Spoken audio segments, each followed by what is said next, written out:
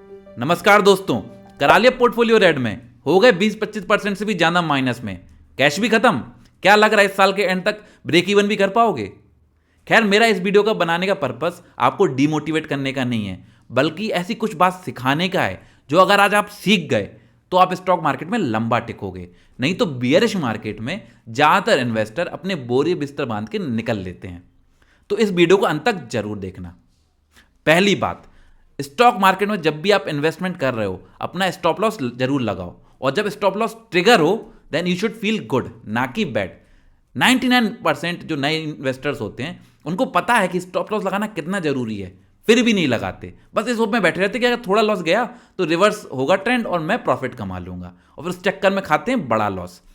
आप yes bank को देख लो, 2013 से 2018 तक उसने 700% रिटर्न दिए, लेकिन जब बात पता पड़ी कंपनी में घोटाले की, उस समय जो कुछ रिटेल इन्वेस्टर थे जो छोटे मोटे लॉस पे थे, उन्होंने अपने शेयर्स नहीं बेचे, और आज देखो 90% से ज़्यादा लॉस खा के बैठे हैं।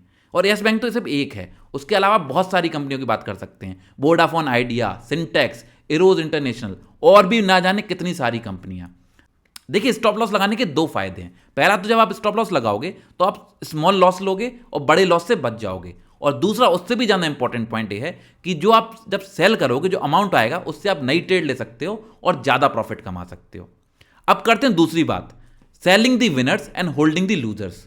आपने कहावत सुनी होगी कि when you should be fearful you hope, and when you should hope you are fearful.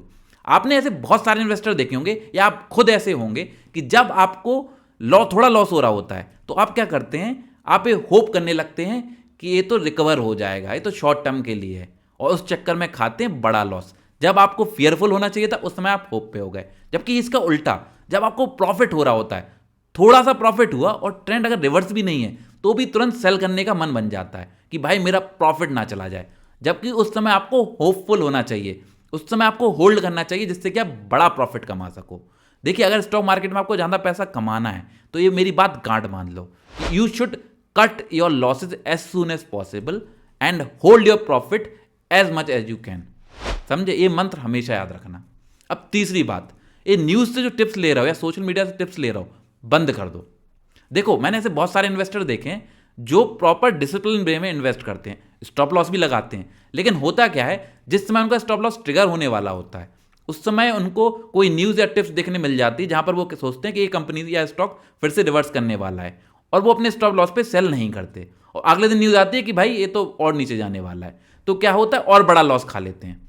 इसलिए मेरे भाई, आपकी जो लर्निंग है और आपकी जो एक्सपर्टाइज है उस पर फोकस करो, बाहर की नॉइस को हटाओ। आप सोशल मीडिया और न्यूज़ से अगर कुछ सीखने के लिए सोच रहे हो तो अच्छी बात है, आप अगर कुछ लर्निंग मिल रही है तो लो, लेकिन टिप्स लेना टोटली बंद कर दो। अब चौथा पॉइंट, ये तो आपने कई बार सुना होगा कि स्टॉक मार्केट को फीस देनी पड़ती है।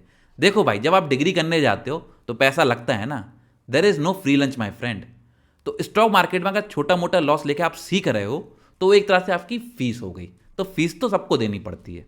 अब पांचवी and again one of the most important, patience बहुत जरूरी है स्टॉक मार्केट में पैसा कमाने के लिए। आप पहले दिन से प्रो नहीं बन सकते। सचिन तेंदुलकर हो या विराट कोहली, क्या वो पहले दिन से ही मास्टर ब्लास्टर हो गए? क्या वो पहले दिन से ही ग्रेट ऑफ ऑल टाइम हो गए? नहीं ना, टाइम लगता है। देखिए, एक डे ट्रेडर को एक्सपर्ट बनने के लिए ऑलमोस्ट 10,000 घंटे टेक्निकल एनालिसिस करनी पड़ती है, वहीं स्विंग ट्रेडर को ऑलमोस्ट 2,000 घंटे इंडिकेटर्स को देखना होता है, तब जाके वो एक्सपर्ट बनता है। और आप सोच रहे हो कि आप नए नए आए हो और आपकी सारी ट्रेड 100% ट्रेड सक्सेसफुल होंगी, आप लॉसेस लेना ही नहीं चाहते। देखो भाई, अगर आपको प्रॉफिट 7 ट्रेड में हो रहा है और लॉस 3 ट्रेड में हो रहा है, लेकिन अगर प्रॉफिट का परसेंटेज ज़्यादा है और लॉस का परसेंटेज कम है, तो आप बहुत अच्छा पैसा बना लोगे। ये चीज़ समझ लो, इसको बोलते हैं रिस्क रिवॉर्ड रेशियो। तो जनरली जैसे हम स्विंग ट्रेडिंग की बात करते हैं तो हम 1:3 का रखते हैं कि प्रॉफिट 3 टाइम्स हो और लॉस 1 टाइम, राइट।